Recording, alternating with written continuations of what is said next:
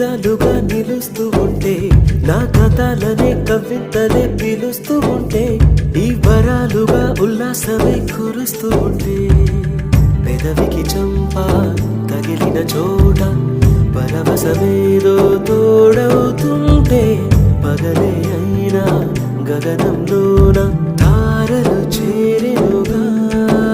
నిజంగా నేనేనా ఇలా నీ జతలో ఉన్నా, ఇదంతా